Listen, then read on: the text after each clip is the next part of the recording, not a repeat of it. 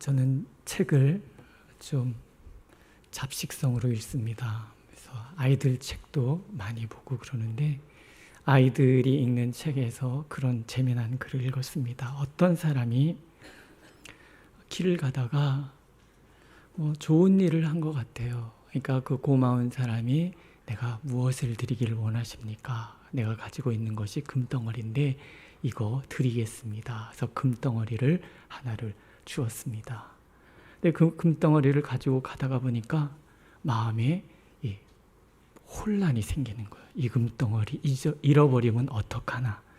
마주오는 사람들은 다 강도같이 보이고 또 자도 이거 누가 훔쳐갈까 봐 잠도 제대로 못 자고, 그래서 이 사람이 그걸 다시 들고 와서 그 사람한테 돌려주면서 말하기를 금덩어리가 금덩어리가 아니라 내게는 도리어 혼란입니다.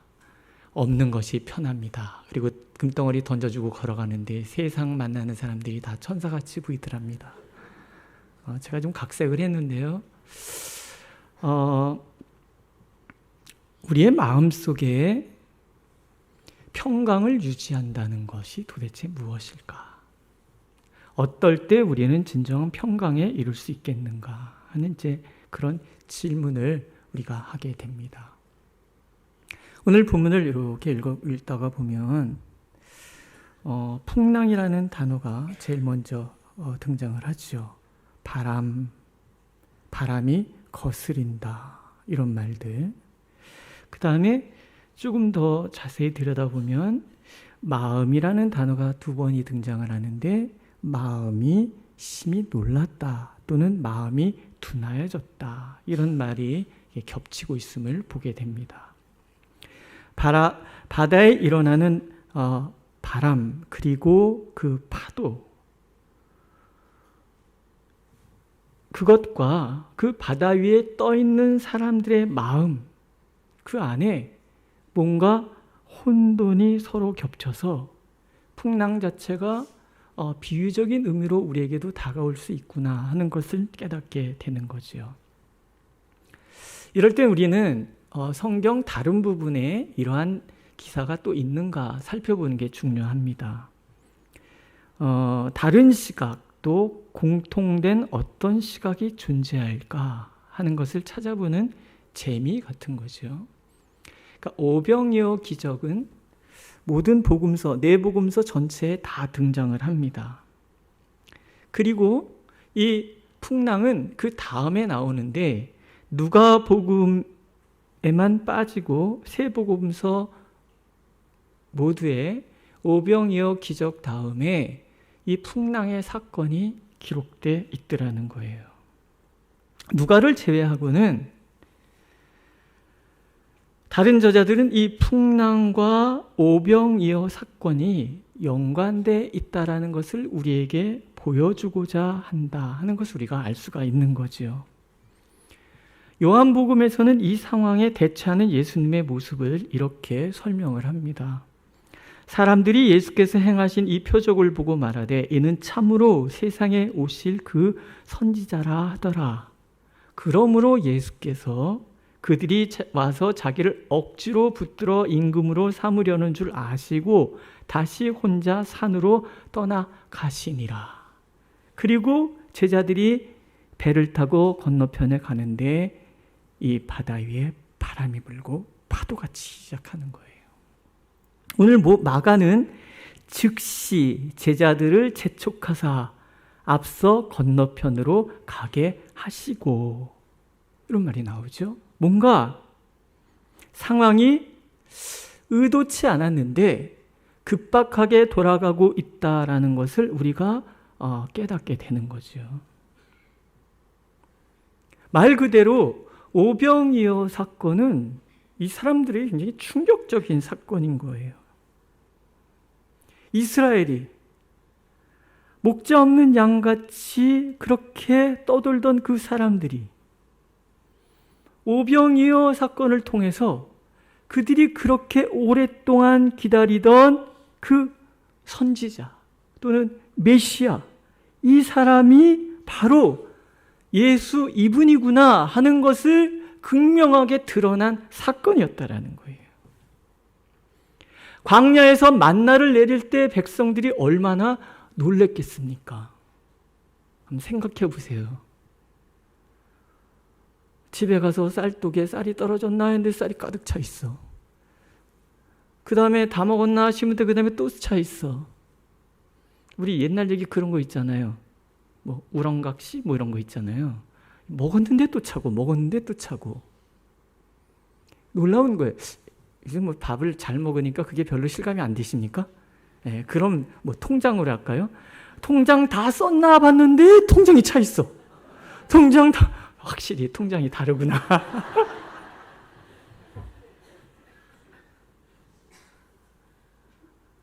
나는 아무것도 한 게 없어.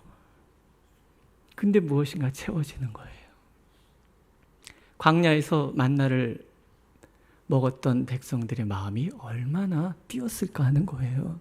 근데 지금 이분이 오병이어로 5,000명이나 되는 사람이 먹고도 12광주리를 남기는 거예요. 그러니 무슨 마음이 드는 거예요? 억지로 잡아다가 왕을 시키면 이제 우리 굶어 죽을 염려 없다. 오병이어만 있으면 되잖아요. 그 욕망들이 지금 이 사람들 마음을 휘감고 돌아가는 거예요. 그 중에서 제일 흥분한 사람이 누구였을 것 같아요? 제자들. 나 고생한 거 헛되지 않았어. 이분이 왕 되면 완전 뭐예요? 잡은 거예요. 우리 표현대로 땡 잡은 거예요. 야, 나 이제 뭐 한 자리 했다. 이런 마음들이 지금 제자들 마음에 확 사로잡고, 제자들의 마음을 사로잡고 있다는 걸 예수님이 보고 계시는 거예요. 하나님의 나라가 위기에 봉착을 한 거죠. 마치 바다 위에 폭풍이 몰아쳐서 배가 요동하는 것처럼 육신의 욕망을 채우고자 하는 그들의 욕망의 폭풍이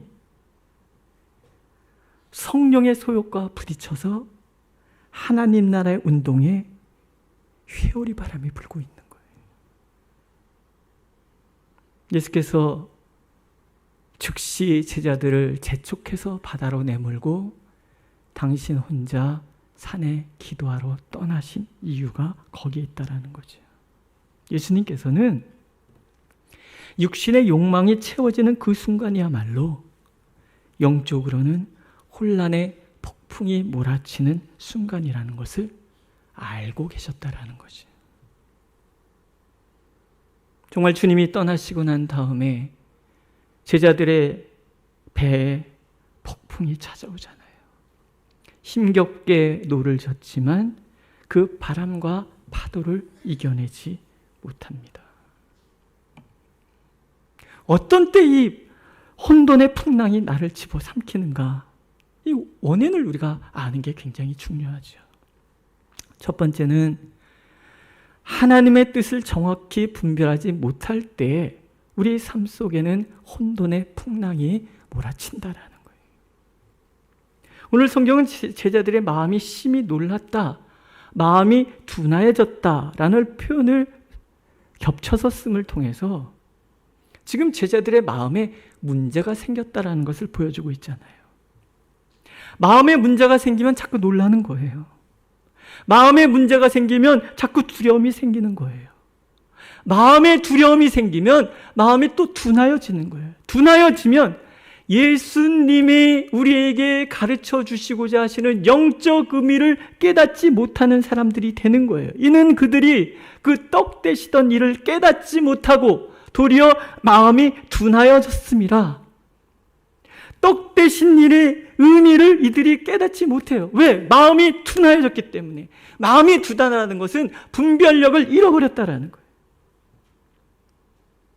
우리가 혼돈에 빠지는 이유는 하나님의 뜻이 무엇인지를 우리가 헤아릴 수 있는 그 분별력을 잃어버리기 때문이라는 거예요. 그걸 마음이 둔하였다라는 거예요. 첫 번째, 이들이 놓친 게 뭡니까? 오병이어 사건을 일으키신 이유는 배부름을 채우시는 하나님을 가르쳐 주시기 위함이 아니라 뭐라 그랬어요? 지난주에 우리를 불쌍히 여기시는 하나님의 마음을 가르쳐 주시기 위함이라. 그런 얘기 있잖아요. 달을 보라 그랬더니 손가락 보고 있다고. 하나님의 나라가 무엇인지, 그 하나님이 나라를 위해서 주님이 찾아오신 이유가 무엇인지, 그것은 목자 없는 양 같은 우리를 불쌍히 여기시는 마음이란 하나님의 마음. 근데 이들은 마음을 주목하지 않고 뭘 보고 있는 거예요? 먹고 배부른 것을 보고 있는 거예요. 이분이라면, 이분의 능력이라면 나의 욕망을 충분히 채우고도 남을 수 있겠다. 예수님에 대해서 열광하는 이유는 그분이 나를 사랑하시는 그 마음, 나를 불쌍히 여기시는 그 마음, 내 영혼을 일으켜 주시기 위한 그 마음에 있는 것이 아니라 내 마음의 욕망을 채우기 위해서, 내가 지금 받고 있는 이 문제를 이분을 이용해서 해결해 보려고 하는 그런 마음. 영원한 생명을 위해서 오신 예수 그리스도를 단지 먹고 배부름을 위해서 사용하고자 하는 그 마음 때문에, 그 마음을 분별하지 못해서 혼란이 찾아왔다는 거죠. 또 오병이어 기적의 사건은 뭐예요? 오병이어로 5,000명을 먹으실 수 있는 것 하나님만이 하실 수 있다라는 거예요. 하나님이 지금 우리와 함께 계신다라는 거예요. 그 하나님과 함께 한다면 어떤 장애도 이길 수 있잖아요. 너희들은 풍랑 속에서 그걸 잊어버리는 거예요. 이미 앞전에 경험했잖아요. 바다 건너갈 때 풍랑이 몰아치는데 예수님 배에서 주무시다가 제자들 깨우니까 일어나서 바다야 잠잠하라, 바람아 그쳐라, 바다야 잠잠하라. 이미 경험한 사건이고, 그럼 이 힘겹게 누를 저어가는 이때에도 이들은 주님이 계시면 되는 거예요. 주님께 기도하면 되는 거예요. 풍랑을 잠잠케 해주십시오. 그럼 건너갈 수 있는 거예요. 근데 마음이 둔하여져서 지금 기도가 아니라 혼돈에 빠져버리는 거예요. 우리가 그렇다라는 거예요. 하나님의 능력을 경험하는 것은 그 능력 이용해서 내 욕망 채우고자 함도 아니고, 또 그 하나님의 능력을 경험했다면 오늘 내 앞에 펼쳐지고 있는 일들 때문에 혼란에 빠져서는 안 된다라는 거죠. 모세처럼, 여호수아처럼 바다가 앞을 가로막고 뒤에서 철병거가 쳐들어오는 상황 속에서도, 또는 깊은 계곡 속에 철병거로 무장한 군대가 진을 치고 있다 할지라도, 홍수하는 요단강이 거침없이 흘러가는 그 상황 속에서도 하나님이시라면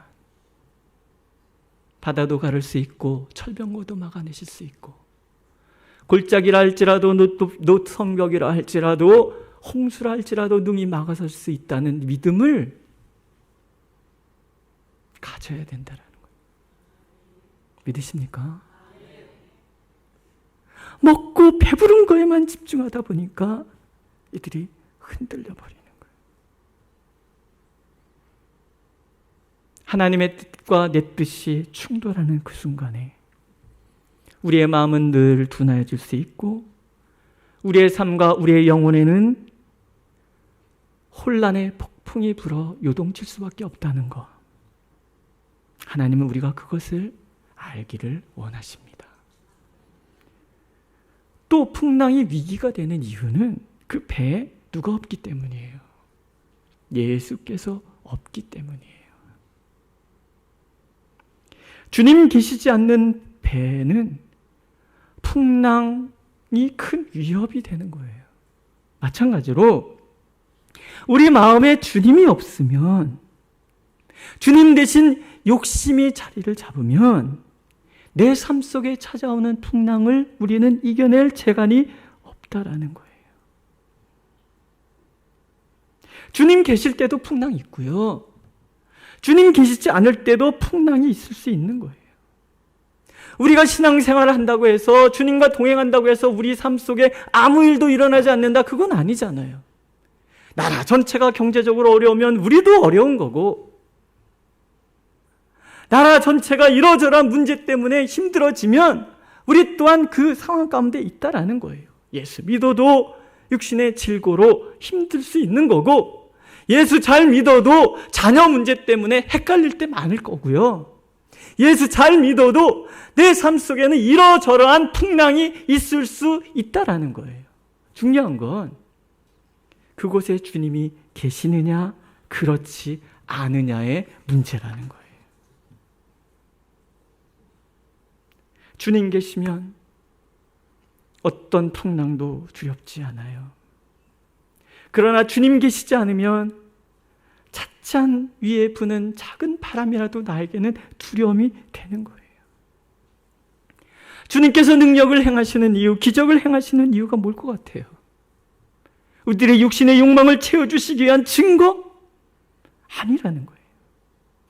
예수께서 하나님의 아들 되심을 드러내셔서 우리를 영혼 구원의 그 자리로 초청하시기 위함이라는 거예요. 아십니까? 하나님께서는 문제가 해결되는 것도 하나님의 뜻이지만 문제가 그대로 있는 것도 하나님의 뜻이라는 거예요. 문제가 해결돼서 우리가 더 깊은 신앙으로 나간다면 문제를 해결해 주실 것이고, 문제가 있음으로 인하여 내가 하나님을 더 가까이 나가게 된다 그러면 하나님은 기꺼이 우리를 문제 가운데 내버려 두실 거라는 거예요. 오늘 아까 찬양 가사 중에 그런 게 있잖아요. 이 괴로움 인하여 천국 보이고,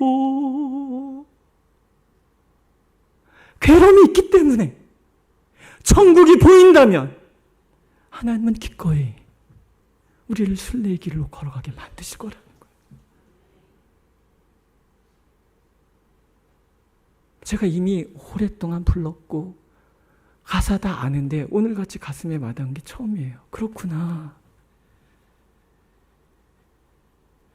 괴로움이 나요. 천국이 보이는 거구나. 그러면 하나님은 풍랑을 잠잠케 하시는 것이 아니라 어떻게 하시겠어요? 풍랑을 더 심하게 해주신다는 거예요. 근데 우리는 그 풍랑을 통해서 뭘 하는 거예요? 풍랑으로 인하여 우리가 더 빨리 간다는 것을 알게 된다는 거죠. 늘 하나님께서는요, 우리의 문제 해결에 초점을 두고 계시지 않아요. 내가 하나님의 자녀로서 성숙해지고 견고해져서 이 세상 가운데 하나님의 은혜를 드러내는 사람 되는데 초점이 있으시다라는 거예요. 그걸 알면 아까 찬양 중에 나오잖아요. 인생의 거친들에서 하룻밤 머물고. 가사가 너무 좋아요. 인생 그 거친들이 하룻밤밖에 안 돼요. 하나님의 은혜의 날들은 영원하고 기꺼이 하룻밤 머물 수 있는 거죠. 믿으시죠? 오늘 찬양대가 굉장히 예뻐 보이시네요. 믿으십니까? 그러나 사람들이 주님께 나오는 이유는 그들의 육신의 욕구를 채우기 위해서일 뿐이었다는 거죠. 55절, 56절에 보면 예수께서 어디 계시다는 말을 듣는 대로 병든 자를 침상채로 메고 와서 아무데나 예수께서 들어가시는 곳에는 시장에 두고 예수님의 옷가에라도 손을 대게 하시기를 구하고 또 손대는 자는 다 나았더라. 굉장히 은혜스러운 것 같지만요, 사실은 마가 목사님이 이것을 기록할 때는 하나님의 나라가 심각하게 위협당하고 있다, 그 얘기를 하고 있는 거예요.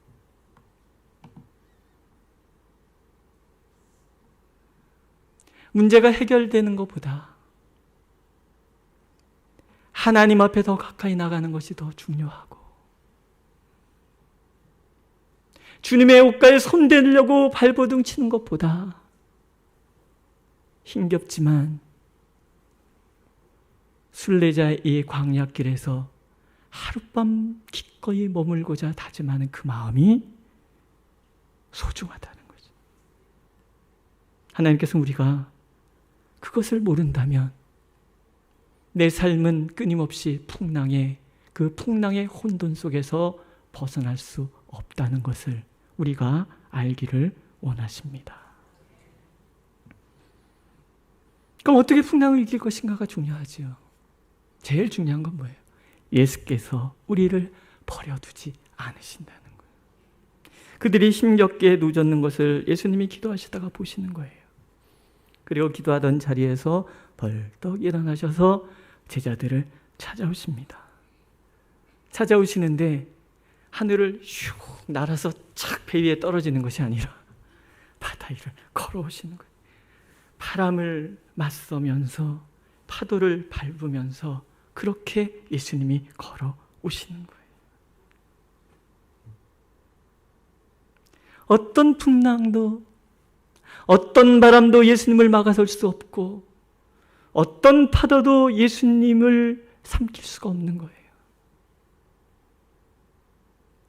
바다의 풍랑이든 내 마음의 풍랑이든 환경의 풍랑이든 주님께서 발로 밟지 못하는 풍랑 없고 주님께서 맞서 이겨내지 못할 바람 없다라는 거예요. 믿으십니까? 행위를 통한 교훈인 거예요. 미가 선지자가 이런 얘기를 합니다. 다시 우리를 긍휼히 여기셔서 우리의 죄악을 발로 밟으시고 우리의 모든 죄를 깊은 바다에 던지시리이다. 우리의 삶 속에 찾아오는 그 모든 풍랑들을 주님께서 발로 밟으시고 죄로 인해서 생긴 그 모든 파도들을 발로 밟으시고 그 모든 원인들은 주님께서 깊은 바다로 던져버리신다. 마태복음 병행 구절의 본문에 보면 베드로가 묻습니다. 주님이십니까? 네, 나다. 주님이시라면 나도 이 바다 위를 걷게 해주십시오. 베드로 답잖아요. 그러니까 예수님께서 한마디 하시 오라. 지구 역사 속에서 무리를 걸은 사람이 2명 있습니다. 한 분은 예수 그리스도, 또 한 사람은 베드로. 믿으십니까? 베드로가 무리를 걸어갔어요. 이렇게 배에서 한 발 이렇게 내리다가 하고 빠져드는 거 아니에요. 걸어가다가 잠시지만, 아주 잠시지만 걸어가다가 바람과 파도 때문에 두려움에 사로잡히기 전까지는 걸어갔다라는 거예요. 무슨 뜻이에요? 주님과 함께라면 주님처럼 우리도 파도를 밟을 수 있고 주님처럼 우리도 바람을 헤치고 지나갈 수 있다라는 거예요. 모든 사람은 다 위험하다고 얘기하는 상황도 우리는 거침없이 나갈 수 있는 사람이 될 수 있다라는 거예요. 환경과 나 자신의 연약함을 바라보면 파도에 휘말리고 바람에 날릴 수밖에 없지만 주님 바라보고 주님을 의지하면 어떤 환경의 풍랑도 어떤 마음의 풍랑도 다 줄여밟고 나갈 수 있는 것이 우리라는 거예요. 이게 우리가 믿는 구석이라는 겁니다. 하나님께서는 하나님의 사람들은 하나님과 함께 하는 한, 또 우리가 주님을 바라보는 한, 주님의 시선이 나를 바라보면서 한순간도 눈 돌리지 않는 한 결코 어떤 풍랑에도 함몰되지 않는다는 것을 우리가 알기를 원하십니다. 그래서 우리는 늘 기도해야 돼요. 하나님, 주님이 바람과 맞서시고 파도를 밟으신 것처럼 오늘도 내 삶 속에 찾아온 이 바람과 파도를 내가 이겨내게 도와주십시오. 그리고 주님만 바라보고 가는 거예요. 환경 보면 빠져드니까 주님만 바라보고 나가기를 하나님께서는 간절히 원하고 계십니다. 또 두 번째는 주님께서 우리를 평안 주시기를 원하신다는 것을 우리가 알기를 원하시는 거예요. 폭풍의 고독 속에 빠진 이들에게 주님이 말씀하시잖아요. 안심하라, 내니 두려워하지 말라. 혼돈의 어둠 속에서 헤매는 자들에게 주님은 말씀하시잖아요. 안심하라, 내니 두려워 말라. 두려움 때문에 평안을 잃어버린 이들을 내버려 두지 않으시고 찾아오시는 주님은 우리에게 여전히 말씀하고 계시는 거예요. 안심하라, 내니 두려워 말라. 오늘 저에게도, 우리 찬양대에게도, 우리 성도님들에게도 주님은 변함없이 오늘도 말씀하고 계시는 거예요. 안심하라, 내니 두려워 말라. 평강 주시기를 원하시는 하나님, 내 마음의 두려움의 풍랑을 잠잠케 하시는 것이 무엇보다 중요하다는 것을 아시기 때문에, 염려와 근심의 풍랑이 인생을 집어삼킬 수 있다는 것을 아시기 때문에 주님은 환경에 부는 바람과 파도를 다스리기 전에 제자들의 마음부터 다독이고 계시더라는 거예요. 아무것도 염려하지 말라 말씀하시잖아요. 기도와 간구로 구하라 하시잖아요. 그리하면 모든 지각에 뛰어나신 하나님의 평강이 그리스도 예수 안에서 우리의 마음을 지켜주시겠다고 약속하십니다. 내 삶 속에 불어오는 바람은 하나도 무섭지 않은 거예요. 내 삶 속의 파도가 아무리 나를 집어삼키려고 달려들어도 그것은 두려운 것이 아니에요. 정말 두려운 것은 내 마음이 흔들리는 거예요. 내 마음이 두려움에 사로잡히는 거예요. 내 마음이 욕망의 혼돈에 빠져드는 거예요. 그래서 예수님은 마음부터 다독여 주시는 거죠. 그것을 경험한 시편 기자가 131편에 이렇게 고백을 합니다. 여호와여, 내 마음이 교만하지 아니하고 내 눈이 오만하지 아니하오며 내가 큰 일과 감당하지 못할 놀라운 일을 하려고 힘쓰지 아니하나이다. 아는 거예요.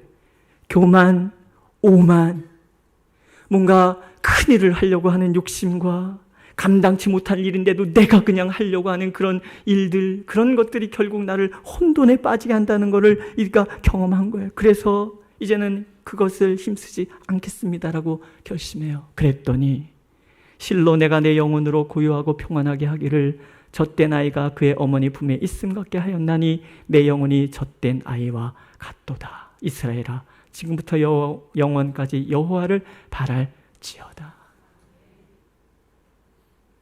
욕심에서 오는, 교만에서 오는, 오만에서 오는 그 모든 것들이 나를 힘겹게 하지만, 그러나 주님을 바라보면, 오직 주님의 뜻을 가슴에 품으면 더 이상 감당하지 못할 일 때문에 아둥바둥하지 않고, 내 욕심 때문에 욕심에 사로잡혀서 그렇게 허둥대지 않고 주님 안에 온전히 머물 때 마치 젖된 아이가 엄마 품에서 새근새근 잠이 들듯이 우리의 삶은 늘 그렇게 평강을 누리게 되리라 하나님은 약속하고 계십니다. 오늘도 욕망의 풍랑에 허덕이는 우리를 향하여 주님은 말씀하십니다. 안심하라, 내니 두려워하지 말라. 이 말씀을 붙드는 우리가 되기를 하나님 원하고 계십니다. 마지막, 주님을 내 삶의 배에 모셔드리라는 거예요. 예수님께서 배에 오르셨어요. 그랬더니 모든 것이 잠잠해집니다. 요한복음에는 다른 얘기를 기록해요. 예수님께서 배에 오르시니 즉시 배가 목적지에 도착하였더라. 답은 예수 그리스도. 답이 뭐라고요? 예수 그리스도. 그분이 정답이에요. 그분을 내 삶 속에 모셔드리는 것이 정답이에요. 그분의 뜻에 나를 맡기는 것이 정답인 거예요.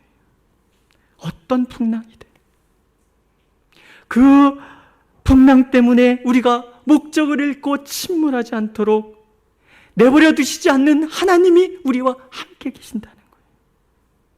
풍랑이 위험한 것이 아니라 주님의 뜻을 이해하지 못하는 둔감함이 위험한 것이고, 주님의 뜻을 거스르는 마음이 위험한 것이고, 주님을 이용하여 내 욕망 채우려는 마음이 위험한 것이라는 거예요. 신앙의 얘기는 환경에서 오는 것이 아니라 주님을 거스르는 마음에 있다라는 것을 하나님은 알기를 원하시는 거예요. 순종은 어렵습니다. 내 뜻을 버리는 것이기 때문에 그래요.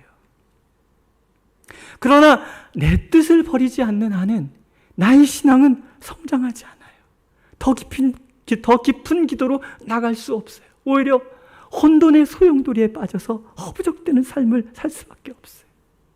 예수님께서 기도의 본을 보여주시잖아요. 아버지 내 원대로 마옵시고 아버지의 원대로 하옵소서. 근데 이 기도하시는데 땀방울이 핏방울 같이 떨어졌다 그랬어요. 왜 그랬을까 생각해 보는 거예요. 왜 그랬을까? 예수님의 소원과 하나님의 소원이 부딪히고 있다는 거예요. 예수님도 그것이 너무 힘들었었다는 거예요. 우리 경험한 바 아닙니까? 우리의 소원은 너무 많아요. 그것을 내려놓는다는 것은 너무 힘든 거예요. 아버지의 뜻을 거스린다는 것 자체가 우리가 풍랑에 사로잡히는 것과 같은 거예요.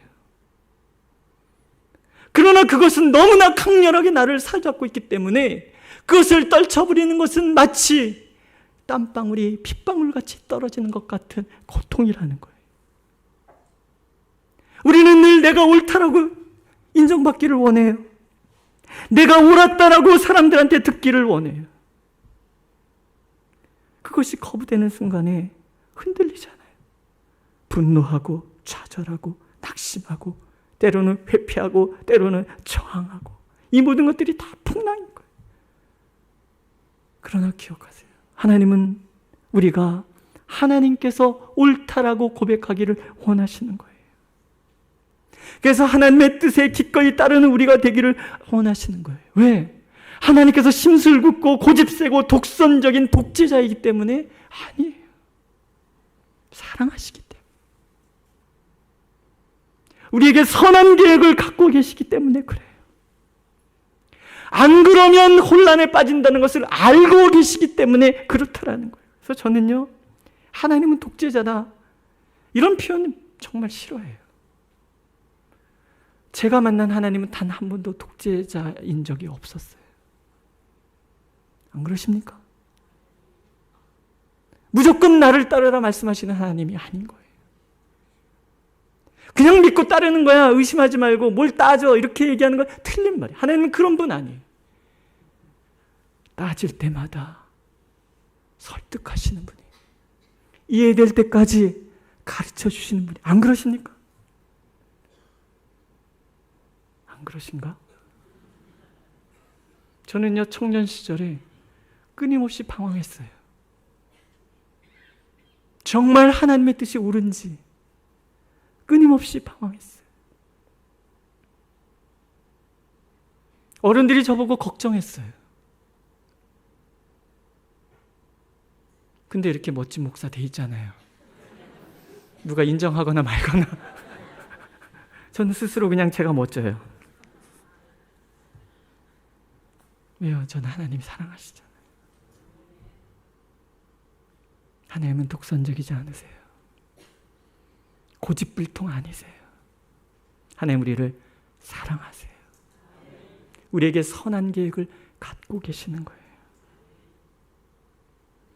그래서 진정한 형통의 비결은 하나님께서 옳다라고 인정하는 거라는 거죠.